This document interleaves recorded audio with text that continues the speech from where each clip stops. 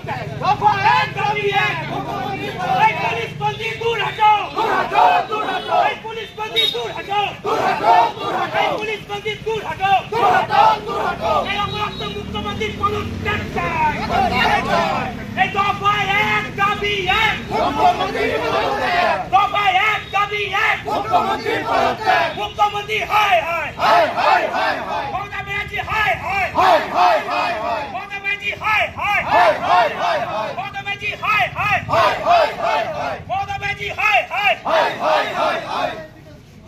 বন্দে মাতরম, বন্দে মাতরম, বন্দে মাতরম, বন্দে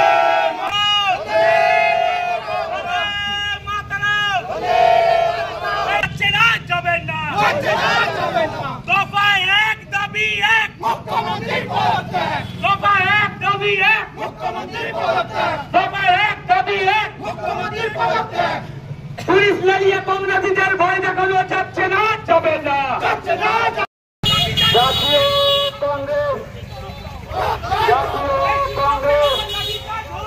জাতীয় কংগ্রেস, এই শিক্ষকদের উপর লাঠিচার্জ হলো কেন? অপদার্থ মুখ্যমন্ত্রী জবাব দাও।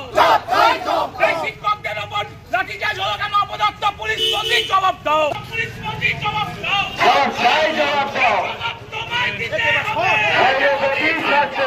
জবাব তোমায় দিতে হবে। এই জবাব তোমায় দিতে হবে।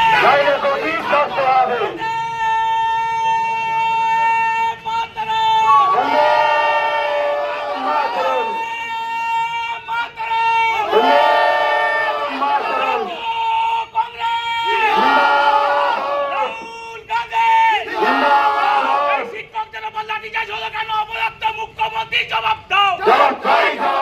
শিক্ষকদের লাঠিচার্জ হলো কেন? অপরাধ পুলিশ মন্ত্রী জবাব দাও। জবাব তোমায় দিতে হবে।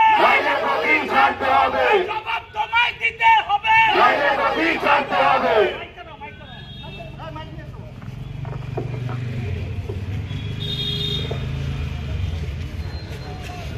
আজকে আমরা পূর্ব বর্ধমান জেলা আইএনটিইউসি সেবা দলের পক্ষ থেকে এই যে পুকুর বাসা জেলা শিক্ষা ভবন, এই পশ্চিমবঙ্গ সরকারের যে নামটা লিখে রেখেছে আজকে, এই পশ্চিমবঙ্গের নাম আজকে কোথায় মাটিতে নামিয়েছে এই কিছু অসাধু নেতা, কিছু অসাধু শাসক দলের মন্ত্রী, তারা আজকে তাদের জন্য আজকে শিক্ষা থেকে স্বাস্থ্য, স্বাস্থ্য থেকে শিল্প, শিল্প থেকে স্বাস্থ্য, সমস্তটা আজকে মাটিতে মিশিয়ে দিয়েছে।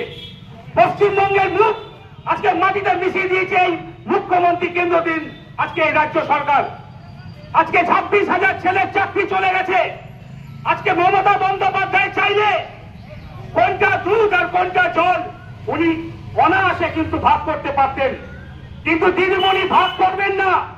দিদিমণি ভাগ করবেন না, তার কারণ উনি জানেন ওনার পীড়িতের নেতা মন্ত্রীরা লক্ষ লক্ষ কোটি কোটি টাকা খেয়ে আজকে অযোগ্যদের চাকরি দিয়েছে। ভাবতে পারেন আজকে যারা শূন্য পেয়েছে তাদের ওই মাঝে 56 মার্কস করে তাদেরকে পাস করিয়ে দেওয়া হয়েছে।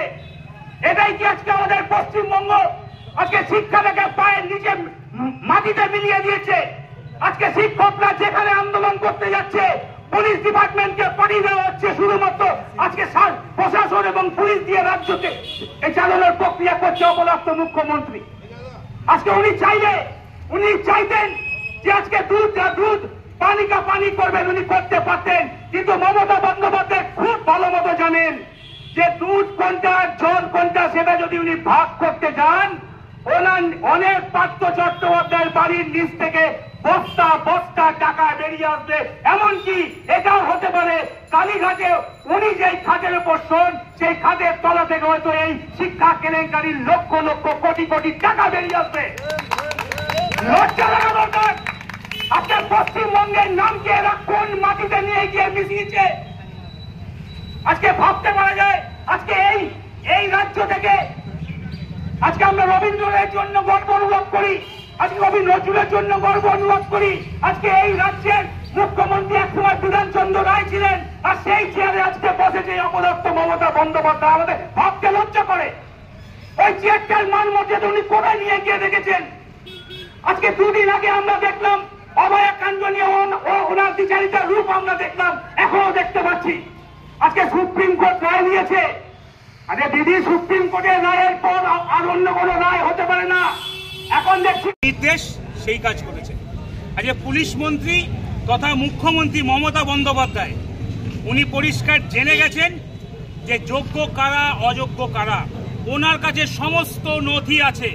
এসএসসি তথা এই যে শিক্ষা ভবন, এগুলো সব এক একটা পার্টি অফিসে পরিণত হয়েছে। এগুলো এই সমস্ত ঘুঘুর বাসা থেকেই কিন্তু আজকে অযোগ্যরা চাকরি পেয়েছে।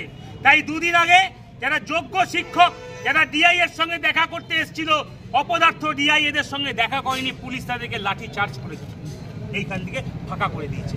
আজকে আমরা এসেছিলাম এই ঘুঘুর বাসাকে দরজা বন্ধ করতে, পুলিশ ছিনিয়ে নিয়েছে। পুলিশ সংখ্যায় বেশি, পুলিশের হাতে পাওয়ার আছে, পুলিশ আমাদের কাছ থেকে চেন তালা ছিনিয়ে নিয়েছে। কিন্তু পুলিশ পারবে না যে যারা শূন্য পেয়ে 56 যারা 56 নিয়ে ঘুষ খেয়ে যাদের ওএমআর নিয়ে চাকরি হয়েছে, তাদের হাত থেকে কিন্তু ওএমআরটা ছিনিয়ে নিতে পারবে না পুলিশ। তার প্রতিবাদ জানাতে আজকে আমরা এসেছিলাম। শিক্ষকদের ওপর যে লাঠিচার্জ হয়েছে তার প্রতিবাদ জানিয়ে আজকে আমরা কংগ্রেস পার্টির পক্ষ থেকে এই শিক্ষা ভবন অভিযান করেছিলাম।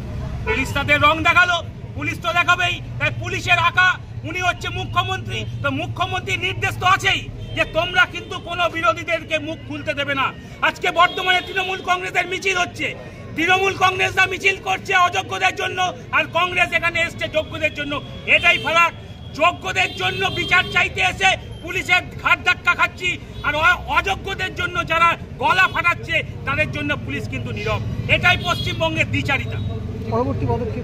পরবর্তী পদক্ষেপ আমরা 48 ঘন্টার মধ্যে এই ঘুঘুর বাসায় আবার আসবো। অফিসিয়াল টাইম যেদিন এই ডিআই থাকবে, দেখবো কতদিন পুলিশ আমাদের হাত থেকে চেনতালা ছিনিয়ে নেয়।